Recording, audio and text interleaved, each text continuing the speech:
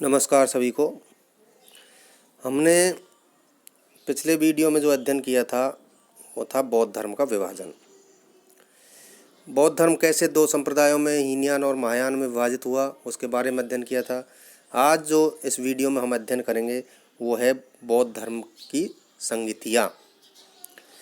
बौद्ध संगीतियाँ जो है उनका अध्ययन इस वीडियो में किया जाएगा और ये कौन कौन सी बौद्ध संगीतियाँ थी और किस किस समय में इनका आयोजन किया गया था और क्यों किया गया था। तो बौद्ध संगीतियों में बौद्ध धर्म के विकास में बौद्ध संगीतियों, जिनको अधिवेशन भी कहा जा सकता है, उनका बहुत महत्वपूर्ण स्थान माना जाता है। बौद्ध धर्म के लंबे इतिहास में मुख्य रूप से उस समय 4 महत्वपूर्ण संगीतियों या अधिवेशनों का विशेष महत्व माना गया है। सबसे पहले जो बौद्ध संगीति का आयोजन हुआ वो महात्मा बुद्ध के परिनिर्वाण के बाद राजगृह नामक नगर में हुआ था। इस अवसर पर बौद्ध भिक्षुओं में नोक-झोंक शुरू हो गई थी। वो आपस में अपने अपने विचारों को लेकर मतभेद करने लगे थे। इस सभा का मुख्य उद्देश्य महात्मा बुद्ध के बताए उपदेशों का संकलन करना था। जो लोग परंपरागत कठोर नियमों के अनुयायी थे वो स्थीवर कहलाए, परंतु जो भिक्षु संघ के नवीन नियम लागू करने के पक्ष में थे वो महासंघ कहलाए। जैसे जैसे समय बीतता गया दोनों में नोक-झोंक बढ़ती गई। बुद्ध के निर्वाण के 100 वर्ष बाद वैशाली में बौद्ध धर्म की दूसरी संगति का आयोजन किया गया और इस सभा में स्थिरवादी और महासंघिकों ने अपनी अलग महासमितियाँ बनाकर अपने ढंग से बौद्ध धर्म शास्त्र जो हैं उनका संपादन किया। तीसरी जो संगति है वो सम्राट अशोक महान जो है उसके समय में पाटलिपुत्र नगर में हुई थी। इस तीसरी बौद्ध संगति के अवसर पर अधिधम्मपट्टिक के भाग की रचना की गई। इस संगति में स्थिरवादियों की प्रधानता रही।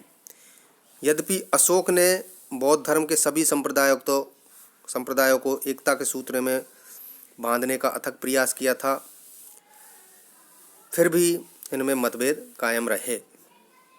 चौथी जो बौद्ध संगति है वो सम्राट कनिष्क के शासनकाल में कश्मीर के कुंडलवन नामक स्थान पर हुई थी।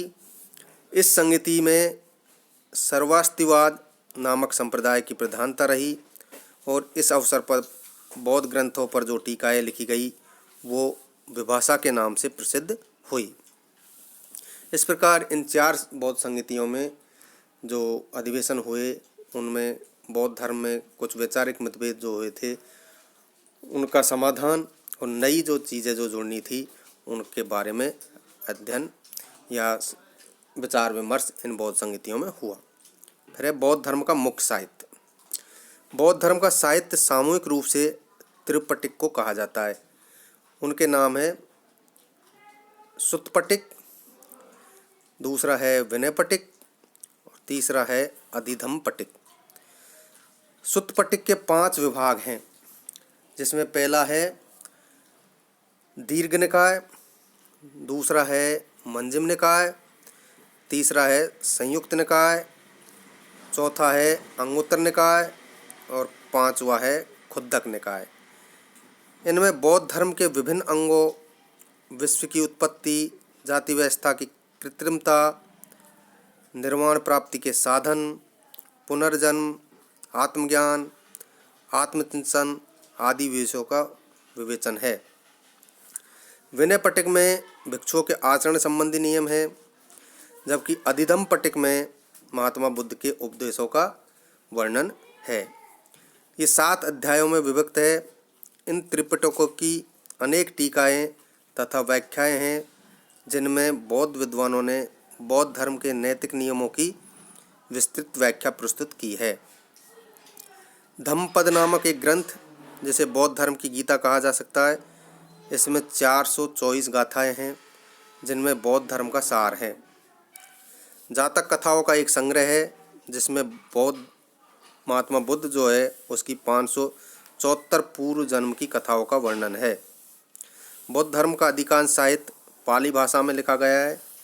बौद्ध विद्वानों ने संस्कृत भाषा में भी अनेक रचनाएं लिखी, परंतु संस्कृत साहित्य के केवल थोड़े से अंश उपलब्ध हैं। इस प्रकार ये बौद्ध संगीतिया और बौद्ध साहित्य का अध्ययन हमने इस वीडियो में आज किया है।